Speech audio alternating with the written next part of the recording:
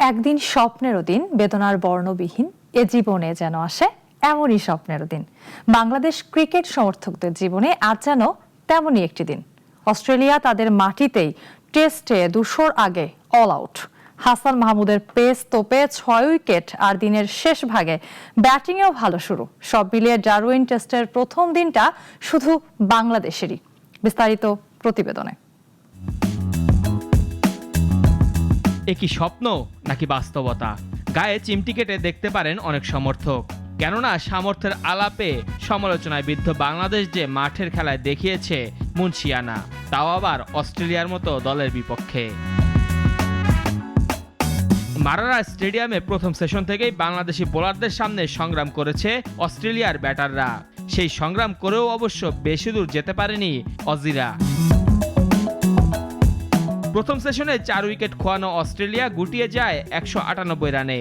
এর পেছনে মুখ্য ভূমিকায় হাসান মাহমুদের নেতৃত্বে বাংলাদেশের পেস ইউনিট। লাইন লেংথ ধরে টানা ভালো জায়গায় বল করে যাওয়ার পুরস্কার হিসেবে টেস্টের তৃতীয়বারের মতো 5 উইকেট পেয়েছেন হাসান।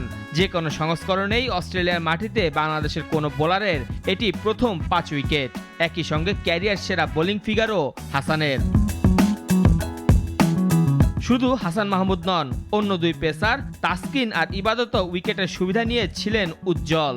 2টি করে উইকেট পেয়েছেন দুজনই। তাতে দ্বিতীয়বারের মতো টেস্টে প্রতিপক্ষের 10 উইকেটে সবকটি পেলেন বাংলাদেশি পেসাররা। দিনের শেষ ভাগে ব্যাটিংয়ে ভালো শুরু পায় বাংলাদেশ। একাধিক জীবন পেয়ে খানিকটা থিত হয়েছিলেন বাংলাদেশের দুই ওপেনার তানজিদ আর সাদমান। যদিও নাথান লায়নের বলে মাত্র 20 করে আউট হওয়ায় দিনটা শেষ করে আসতে পারেননি সাদমান। অবশ্য 32 রান নিয়ে আরেক ওপেনার তানজিদ দিন শেষ করে এসেছেন 35 রানে অপরাজিত থাকা অভিজ্ঞ মুমিনুল হকের সঙ্গে। তাই হাসানের সৌজন্যে আসা দারুণ দিনটা শেষ হয়েছে স্বপ্নের সৌরভ নিয়েই। মেহেদী হাসান মুন্না, নাগরিক।